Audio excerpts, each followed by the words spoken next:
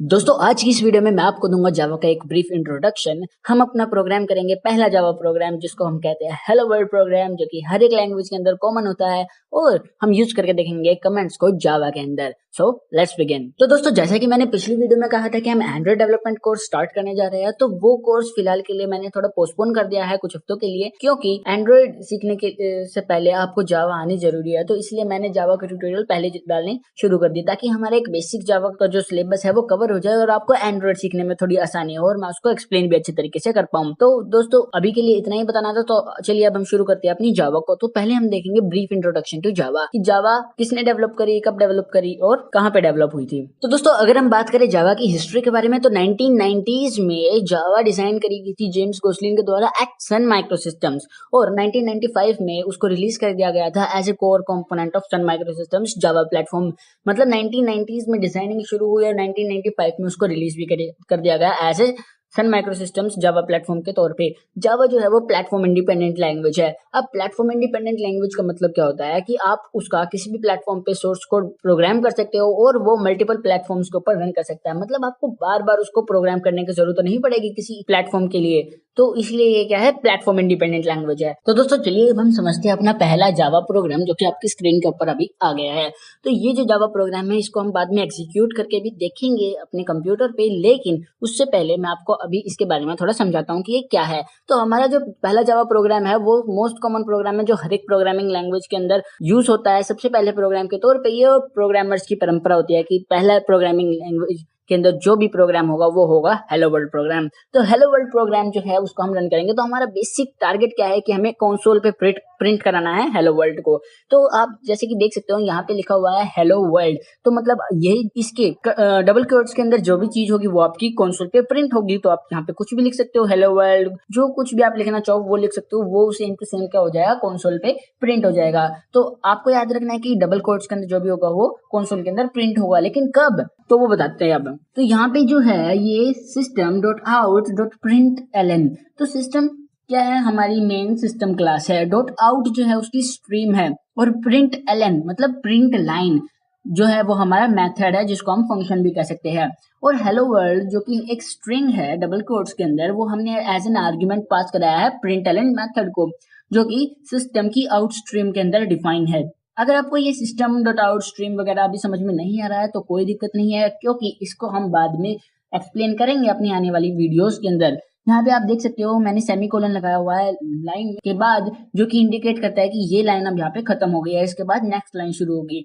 हालांकि हमारा प्रोग्राम यहीं पे ही एंड हो गया है। इससे पहले अब हम देखते हैं कि ये सिस्टम आउट प्रिंटलन जो स्टेटमेंट है वो किसके अंदर लिखी हुई है। तो आप ऊपर देख सकते हो यहाँ पे है पब्लिक स्टैटिक वॉइड मेन, और जावा के अंदर हर एक चीज जो होती है वो क्लास के अंदर होती है। आप जो भी एग्जीक्यूटेबल लाइन होती है वो क्लास के अंदर आपको लिखनी पड़ती है। तो इसीलिए हमने यहाँ पे ऊपर लिखे हुए है क्लास और उसके बाद है क्लास का नाम। क्लासेस और बाकी चीजों के बारे में भी हम फ्यूचर के अंदर और ज्यादा डिटेल में एक्सप्लेन करेंगे और सीखेंगे कि क्लास क्या होती है और ऑब्जेक्ट क्या होते हैं। तो अभी के लिए आप ये देखो कि ये जो क्लास है हमने यहाँ पे क्लास बनाई और उसका नाम दे दिया माई क्लास। माई क्लास के अलावा मतलब ये नाम है, आप इसको कुछ भी नाम दे सकते हो, कुत्ता बिल्ली जो आपको नाम देना हो वो दो, एक कहने के तौर पे। इसके अलावा अगर आप बात करते हैं अब हम पब्लिक स्टैटिक वॉइड मेन के बारे में, तो पब्लिक जो है वो एक्सेस मॉडिफायर है जिसको हम एक्सेस स्पेसिफायर भी बोल सकते हैं। पब्लिक मतलब पब्लिकली अवेलेबल है। इसके अलावा स्टैटिक, स्टैटिक मतलब ये क्लास से बिलोंग करता है ना कि ऑब्जेक्ट से। और क्लासेस और ऑब्जेक्ट के बारे में जैसे कि मैंने, हम इसके बारे में बाद में पढ़ेंगे। तो स्टैटिक के बारे में अगर अभी मैं इजी तौर पे बताऊं तो ये डायरेक्ट रन किया जा सकता है बिना किसी ऑब्जेक्ट की हेल्प से। वॉइड मतलब किसी भी फंक्शन के आगे अगर वॉइड लिखा होगा तो मतलब वो कोई भी वैल्यू रिटर्न नहीं कर रहा, वो नल वैल्यू रिटर्न कर रहा है या फिर कुछ भी रिटर्न नहीं कर रहा।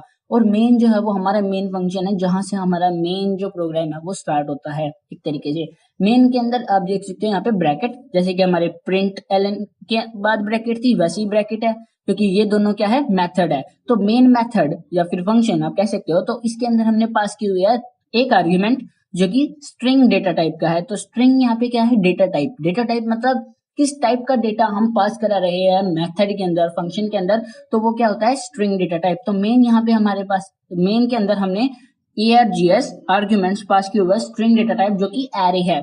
तो स्ट्रिंग ब्रैकेट इंडिकेट करती है कि ये एरे टाइप का है आर्ग्यूमेंट, और args हमने यहाँ पे लिख दिया। तो ये जो होती है ARGS जो है वो कमांड लाइन आर्ग्यूमेंट होती है। इसके बारे में भी हम बाद में बात करेंगे, क्योंकि अभी एक बेसिक इंट्रोडक्टरी वीडियो के लिए ये इतनी सारी चीजें एक्सप्लेन कर पाना मुश्किल है और आपको इसके लिए समझना भी मुश्किल हो जाएगा। तो इसीलिए हम उन चीजों को बाद में डिस्कस करेंगे। यहाँ पे एक बात नोटिस करने वाले है कि जो ब्रैकेट करली ब्रैकेट हमने शुरू की है वो करली ब्रैकेट हमने क्लोज भी किया और सेम है बाकी दूसरी ब्रैकेट्स के लिए। तो जो भी ब्रैकेट्स या फिर डबल कोट्स और सिंगल कोट्स होते हैं तो उनको आपको जहाँ अगर शुरू कर रहे हो तो उनको खत्म भी करना होता है। तो ये इवन मेथड फॉलो करते हैं कि हमारा जो है इनकी जो वैल्यूज होती है वो इवन होनी चाहिए। जैसे अगर एक ओपनिंग ब्रैकेट है तो एक क्लोजिंग ब्रैकेट भी होनी ही चाहिए। सो अब हम रन करके देखते हैं अपना पहला जावा प्रोग्राम और ये प्रिंट कराएगा, हमारे आउटपुट देगा हेलो वर्ल्ड को। तो अब मैं जा रहा हूँ अपने पीसी पे जहाँ पे हम ट्राई करेंगे हेलो वर्ल्ड प्रोग्राम। दोस्तों यहाँ पे मैं डेस्कटॉप पे आ गया हूँ और मैंने शुरू किया है नोटपैड प्लस प्लस। तो नोटपैड प्लस प्लस शुरू करते ही यहाँ पे हमारे पास एक न्यू फाइल का ऑप्शन आया है, जहाँ पे अब मैं इसको एक नई फाइल बनाऊंगा। तो यहाँ पे मैंने कुछ भी लिखा है रैंडम और मैं इस फाइल को सेव कर रहा हूँ पहले।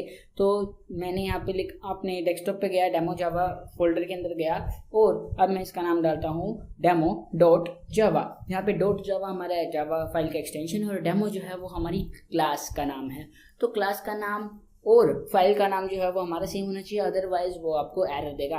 अब हमने यहाँ पे लिखा public class my class. So my class में लिखने जा रहा था, लेकिन मुझे याद आया कि मैंने फाइल का अंदर जो नाम है वो डेमो लिखा है। तो मैंने माई क्लास को काट के मैंने क्या लिखा है यहाँ पे डेमो के बाद आपको करली ब्रैकेट स्टार्ट करनी है और उसके बाद हमारा सेम कोड है जो कि हमने पहले पढ़ा था, public static void main bracket और इसके अंदर लिखना है स्ट्रिंग ARGS, जहाँ पे आप स्ट्रिंग को इस तरीके से भी लिख सकते हो और ARGS के बाद भी आप ब्रैकेट लगा सकते हो एरे को शो करने के लिए। अब मैं लिखता हूँ यहाँ पे system.out.println। सो println हमारे जो है वो मेथड है, सिस्टम क्लास है और आउट जो है वो स्ट्रीम है।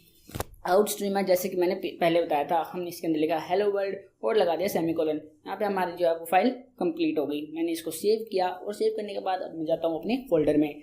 तो अब हम मिनिमाइज करते हैं इसको और जाते हैं अपने फोल्डर में। तो यहाँ पे आप देख सकते हो हमारे पास demo.java जो फाइल है वो आ गई। अब मैं यहाँ पे CMD ओपन करता हूँ। तो मैंने CMD ओपन किया और आप देख सकते हो पाथ जो है वो हमारे सेम फोल्डर के अंदर है और हमारे पास demo.java फाइल यहाँ पे मौजूद है। तो अब इसको कंपाइल करने के लिए आपको कमांड डालनी पड़ेगी javac stands for compile demo.java। यहाँ पे आपको पूरा नाम लिखना पड़ेगा demo.java एक्सटेंशन के साथ में, क्योंकि वो कंपाइलर अदरवाइज एरर देगा आपको। और हम इसको एंटर कर देंगे। सो एंटर करने के बाद अगर आपके पास कोई एरर नहीं आती है तो मतलब आपका प्रोग्राम जो है वो अच्छे तरीके से कंपाइल हो गया है। अब यहाँ पे हम करेंगे जावा और डेमो लिख देंगे। अब यहाँ पे आपको डॉट क्लास लिखने की ज़रूरत नहीं है। जैसे कि आप देख सकते हो कंपाइल होने के बाद हमारे पास एक डॉट क्लास के नाम से फाइल आई है। तो अब आपको एक्सटेंशन लगाने की ज़रूरत नहीं है, आपको डॉट क्लास लिखने की ज़रूरत नहीं है। आप सीधा इसको क्लिक करोगे और वो आपकी फाइल को क्या कर देगा, रन कर देगा। तो आप देख सकते हो यहाँ पे हमारे पास लिखा गया है हेलो वर्ल्ड। तो दोस्तों अब जैसे हमने अपना पहला जावा प्रोग्राम रन कर लिया है जो कि है हेलो वर्ल्ड प्रोग्राम, और इसके बाद जैसे कि मैंने शुरू में वीडियो के अंदर बताया था कि हम कमेंट्स यूज़ करके देखेंगे इसी प्रोग्राम के अंदर, तो वो मैं वीडियो के सेकंड पार्ट के अंदर बताऊंगा, क्योंकि वो वीडियो ज़्यादा लंबी हो जाएगी और उसको याद करने में भी आपको दिक्कत नहीं होगी। तो इसके लिए एक अलग से ही मैं वीडियो बनाऊँगा जो कि नेक्स्ट पार्ट आ रहा है जल्दी ही। उसके अलावा दोस्तों इस वीडियो से रिलेटेड अगर आपको कुछ पढ़ना है या फिर मैंने नोट्स वगैरह जो है लिंक डिस्क्रिप्शन में डाल दिया है, तो वहाँ से आप उसको रेफर कर सकते हो। प्रोग्राम जितने भी है, वैसे तो एक ही प्रोग्राम हमने इसके अंदर बनाया है हेलो वर्ल्ड, तो उसका लिंक भी मैंने डिस्क्रिप्शन में डाल दिया है, तो आप वहीं से जाके सारी चीज़ देख सकते हो। अगर आपको रीड आउट करना है तो वहाँ से पढ़ सकते हो इसके अलावा भी। तो दोस्तों आज के इस वीडियो के अंदर इतना ही। नेक्स्ट वीडियो लेके आ रहा हूँ जिसके अंदर मैं बताऊँगा कमेंट्स कैसे यूज़ करते हैं जावा के अंदर और कितनी टाइप की कमेंट्स होती है। So best of luck and good bye.